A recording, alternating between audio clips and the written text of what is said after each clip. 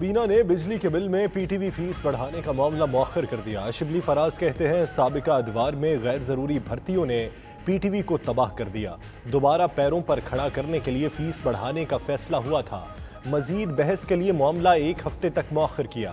ذرائع کے مطابق کابینہ اجلاس میں 13 نکاتی ایجنڈے کی منظوری، ای سی سی کے 16 جولائی کے فیصلوں کی توثیق کی گئی۔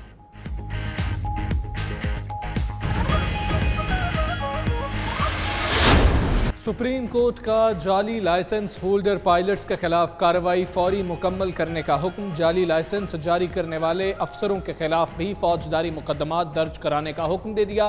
سول ایویشن اور پی آئی اے کی رپورٹس پر عدم اطمینان کا اظہار۔ سی ای او پی آئی اے ارشد ملک نے عدالت کو آگاہ کیا، وہ پائلٹس کو صرف معطل کر سکتے ہیں، برطرفی سول ایویشن کا اختیار ہے۔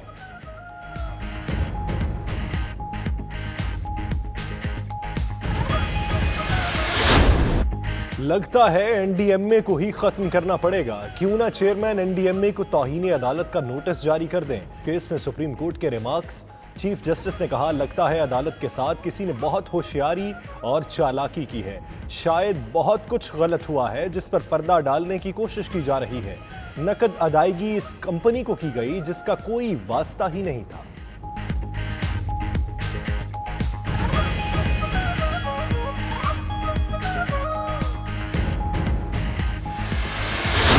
Chief justice Gulzar Ahmed chairman drug regulatory authority پر برہم، رپورٹ غیر تسلی بخش قرار دے دی۔ چیئرمین ڈریپ کو مخاطب کرتے ہوئے کہا آپ اپنا کام کر ہی نہیں رہے، ڈریپ سے درآمد کی گئی ادویات کی تفصیلات طلب۔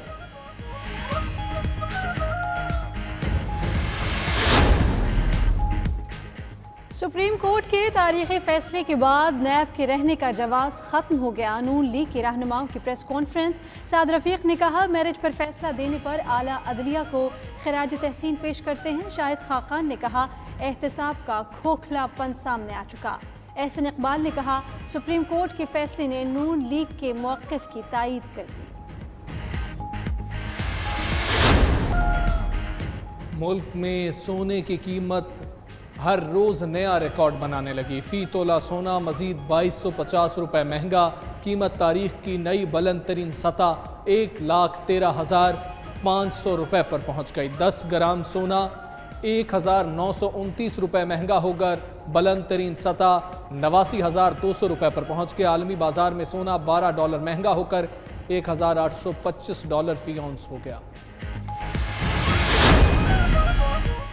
پنجاب کابینہ نے تحفظ بنیاد اسلام ایکٹ 2020 کی منظوری دے دی۔ وزیر اطلاعات فیاض الحسن چوہان کے مطابق اس ایکٹ کے نفاذ سے توہین آمیز یا گستاخانہ مواد کا مکمل تدارک ممکن ہو سکے گا۔ خاتم النبیین حضرت محمد مصطفیٰ صلی اللہ علیہ وآلہ وسلم، صحابہ کرام، امہات المومنین اور اہل بیت کے خلاف مواد کی اشاعت پر مکمل پابندی ہوگی۔ پنجاب کابینہ کے اجلاس میں وزیر اعلیٰ عثمان بزدار پر اظہار اعتماد کی قرارداد متفقہ منظور۔ قرارداد وزیر قانون راجہ بشارت نے پیش کی۔ قرارداد میں کہا گیا پنجاب کی حقیقی ترقی کا سفر عثمان بزدار کی قیادت میں جاری رہے گا۔ ادھر فیاض الحسن چوہان کا کہنا ہے وزیر اعلیٰ کو وزیر اعظم، کابینہ اور عوام کا اعتماد حاصل ہے۔ کاف لیگ کے عمار یاسر نے بھی اعتماد کا اظہار کیا۔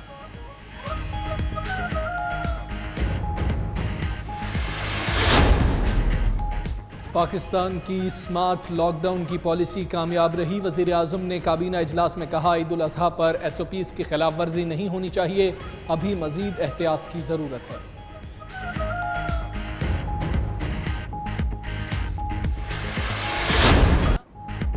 پاکستان میں ذی الحج کا چاند دیکھنے کے لیے رؤیت ہلال کمیٹی کا اجلاس آج ہو رہا ہے۔ ادھر سعودی عرب میں گزشتہ شام ذی الحج کا چاند نظر نہیں آیا۔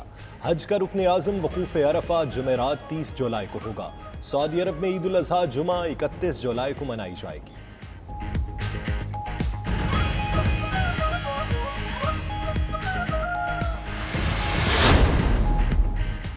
عید الاضحیٰ قریب آتے ہی مویشی منڈیوں کی رونقیں بڑھ گئیں۔ قربانی کے جانور خریدنے کے لیے شہریوں کی بڑی تعداد نے منڈیوں کا رخ کر لیا۔ لاہور کی مویشی منڈیوں میں ناقص انتظامات، کیچڑ کے باعث بیوپاریوں اور خریداروں کو پریشانی۔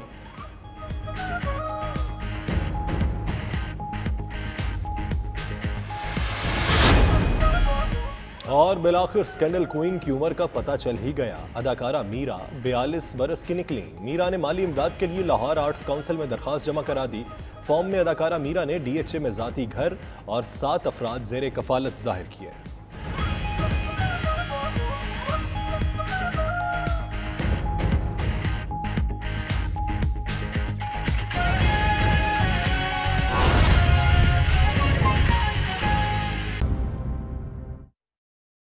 سے پہلی بات جو کی گئی وہ ٹی وی لائسنس فی جو کہ 35 روپے سے 65 روپے بڑھا کے 100 روپے کرنے کا ایک پروپوزل تھا. تو کابینہ میں چونکہ مختلف آراء تھیں اس لیے اس فیصلے کو مؤخر کر دیا گیا. اور یہ بات بھی ہوئی کہ وجوہات کیا تھیں کہ اس طرح کرنا پڑ رہا ہے کہ آپ جانتے ہیں کہ پاکستان ٹیلی ویژن ایک بہت ہی ایک عظیم ادارہ تھا اور اس کی ایک بڑی شاندار تاریخ ہے, جس طرح کہ ہمارے اور کئی ایسے نیشنل ادارے ہیں جن کی شاندار تاریخ ہے, جس میں پی آئی اے ہے, پاکستان اسٹیل ہے. یہ سارے ادارے جو ہے تو ایک عظمت کے نشان تھے. اور جوں وقت گزرتا گیا آتی جتنی بھی حکومتیں تھیں تو بجائے انہوں نے اداروں کو بنانے یا اس کو مزید اس میں نکھار لانے کے اس کو تباہی کی طرف لے گئے.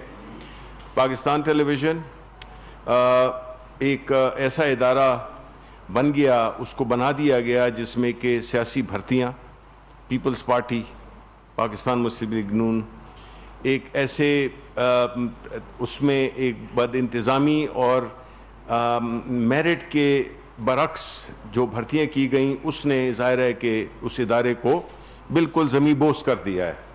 اب اس ادارے کو ہم نے دوبارہ کھڑا کرنا ہے کیونکہ ایک اسٹیٹ ٹیلی ویژن جو کہ ریاست پاکستان کی بنیادی طور پہ ایک نمائندگی کرتا ہے, اس کی ایک آواز ہے, اس ادارے کو اپنے پیروں پہ کھڑا کرنا اس کے لیے بہت بڑا ایک انویسٹمنٹ چاہیے. اور پینشنز جو ہیں وہ بھی پے نہیں کر سکتے بیکاز اتنی بڑی تعداد میں 3000 کے قریب پینشنرز ہیں جن کو کہ پینشن دینا. تو یہ ساری انتظامی اور تکنیکی کیمراز ہیں وہ آؤٹ ڈیٹڈ ہیں, کوئی پروڈکشن ہو نہیں رہی.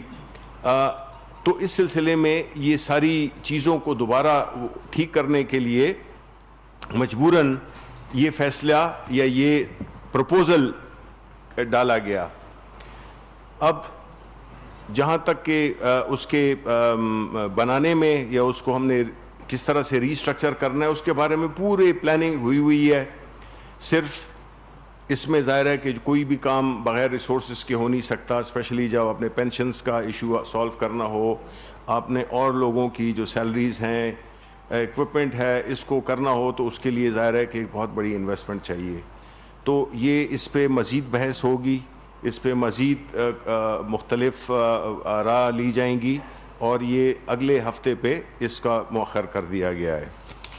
دوسری بات جو ہوئی وہ کابینہ نے جو پرائم منسٹر صاحب نے جو ایک انیشیٹو لیا تھا, ایک اپنی جو ان کا ہمیشہ سے ایک موقف رہا ہے کہ جو بھی عوامی نمائندے ہوتے ہیں ان کو اپنے اثاثے ڈکلیئر کرنے چاہیے. اور یہ کام انہوں نے جب 2011 میں کیا تھا, جب کہ اس وقت ہم جو بھی کور کمیٹی کے ممبران تھے ان کو کہا گیا تھا اپنے اثاثے ڈکلیئر کرنے کے, جو کہ ہم نے کیے. تو یہ اسی سلسلے کی ایک کڑی ہے جس میں کہ کہا گیا تھا اور وہ وعدہ پورا کر دیا کہ جس میں کبھی پہلے ہوا نہیں ہے. یہ دیکھیں یہ چیزیں ایک ایک قدم ہوتا ہے جو کہ بڑے سفر کا, ایک لمبے سفر کا آغاز ہوتا ہے. اس میں شفافیت کہ آپ کے جو عوامی نمائندے ہیں ان کے بارے میں آپ کو پتہ ہونا چاہیے, اور جو عوامی نمائندے نہیں ہیں جو کہ ایڈوائزرز ہیں یا special assistants to the prime minister ہیں, وہ بھی چونکہ حکومت کا اور کابینہ کا حصہ ہوتے ہیں, ان کو بھی اس چیز پہ وہ کیا جائے, مجبور کیا جائے یا ان پہ بھی یہ شرط عائد کی جائے جو کہ منتخب نمائندوں پہ ہوتی ہے, جو کہ وہ اپنے اثاثے. تو یہ پہلے کبھی کام نہیں ہوا اور میں سمجھتا ہوں کہ ہم نے پوری کیبنٹ نے پرائم منسٹر کے اس فیصلے کو سراہا اور اس کی یقین دہانی کرائی گئی کہ آئندہ بھی ہم جو ہے تو اسی فلسفے کو لے کے آگے چلیں گے جس میں کہ ہر چیز میں شفافیت ہو, کہ عوام کو پتہ ہو کہ ان کے جو حکمران ہیں وہ ان کی کیا اثاثے ہیں, کہاں پہ ہیں اور کیسے بنے. وہ تو ان کا کام یہ نہیں کہ کیسے بنے, یہ تو بات کی بات ہے, اگر اس کو کوئی کوشچن کرنا چاہے تو وہ کر سکتا ہے.